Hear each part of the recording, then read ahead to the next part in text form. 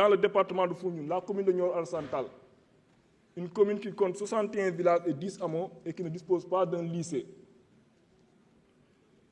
Ces disparités existent en matière de santé, en matière d'éducation, en matière d'accès à l'électricité, mais aussi d'accès à l'eau. Pour terminer, Monsieur le Premier ministre, je voudrais évoquer devant vous la question du port de Foundiougne et la situation des travailleurs de la Poste. Donc c'est une situation que vous avez héritée, mais nous vous demandons, avec votre gouvernement, dans la mesure du possible, d'y apporter les solutions les plus idoines afin de permettre ces travailleurs et à leurs enfants de retrouver le sourire en cette fin d'année. Je vous remercie. Merci beaucoup, honorable Assoumana Sarr. Donc, honorable Mame Mariama Dari, man nga ñëw jël kaddu. Honorable Anta Babacar Ngom, man nga waajal.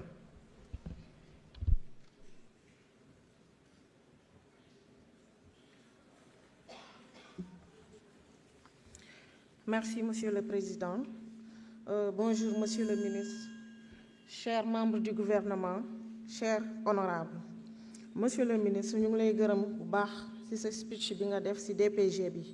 mais ñun dañu amoon benn problème boo xam ne il fallait que ñu wax ci mooy assainissement. L'assainissement dans la région de Dakar est un problème boo xam ne bu nawet di ñëw kenn nelawatul. Région de Dakar mu commencé déjà dans les années 70 assainissement yi ñu fi defoon yu ñu prévoiroon dafa vétuste donc ñu commencé ko ci communes yoo xam ne par exemple lu mel ne Parcelles Assainies Grand Yoff Médina nga dem Kër Massar dem Rufisque un peu partout à travers la région de Dakar problème yooyu la ñu am di ñaan même bu fekkee ne dañuy gis ne c'est pas du compétence yoo xam ne dañ ko jox mairie yi dañuy curer mais bu nawet di ñëw dañuy gis ne tout le temps day boucher ndox bi du dem parce que day wane ne tuyaux yi diamètre yu ñu ci defoon dafa tuuti di la ñaan nag nga xoolaat ko bu baax a baax dimbali ñu ci parce que moom mooy le problème de tous les Dakarois di wax aussi tamit ci vol grille avaloir yu ñuy def Dakar képp kuy xëy da ngay gis ne grille avaloir yi gars yi jël nañ ko ferrailleurs yi sonal nañu ndaxte ndox bi fa lay jaar bu fekkee ne ndox bi dafay ñëw ànd ak salte yi da koy boucher moo tax Dakar waay kenn du nelaw ci période hivernage. beneen bi damay ñëw ci problème mobilité urbaine boo xam ne ñu ngi koy dund ici à Dakar ñëpp xam nañ ne mobilité urbaine bi dafay saa yu amee problème day impacter ci fluidité transport bi donc dañuy gis ne même bu ñu defaree yoon yi gis nañ ne les routes sont vétustes mais bu ñu defaree yoon yi dafa am ay entreprises concessionnaires ngeen baal ma dinaa tudd tur lu mel ni Senelec SDE Sonacos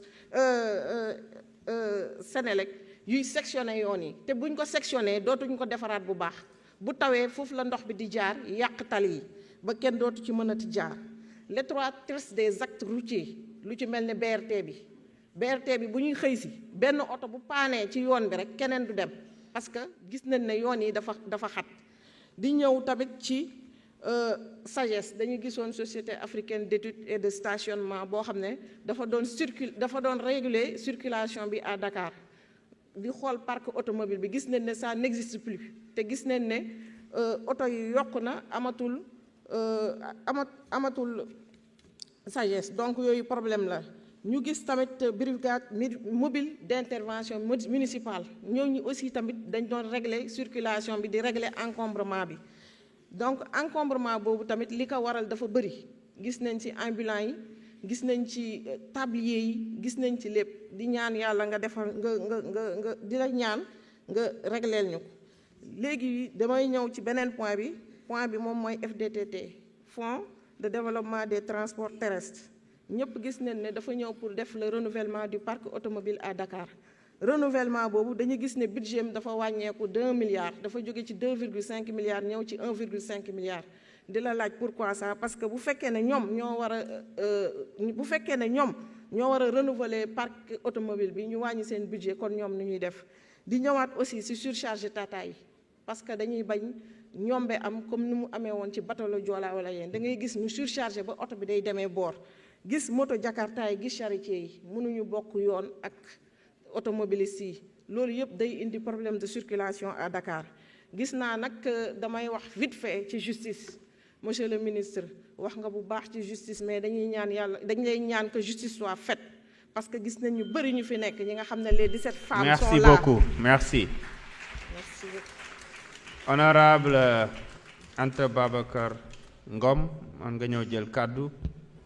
Honorable Fatou Sow, mën nga préparer wu pour 3 minutes.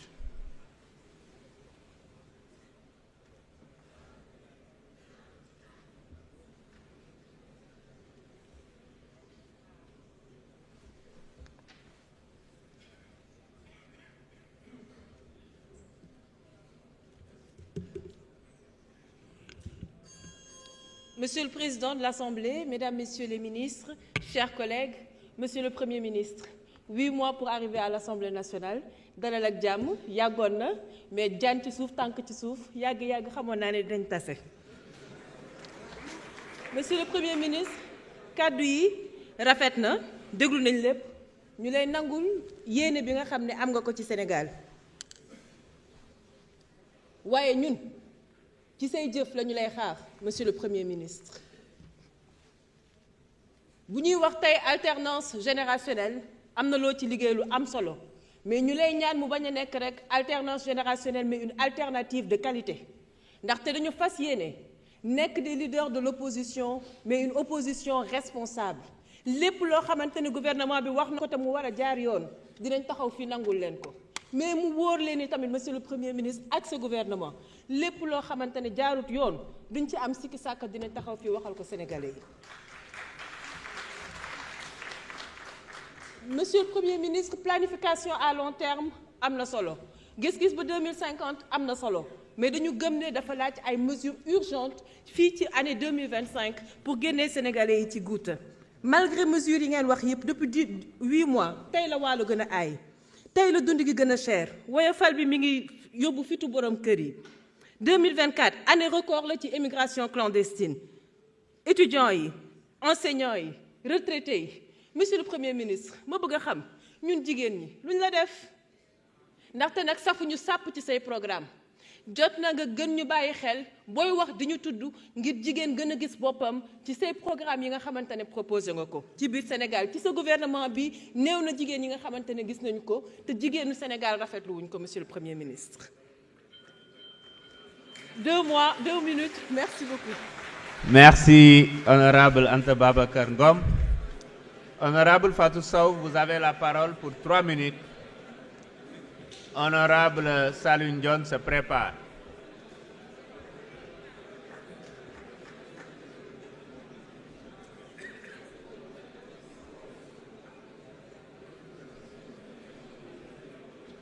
S'il vous plaît.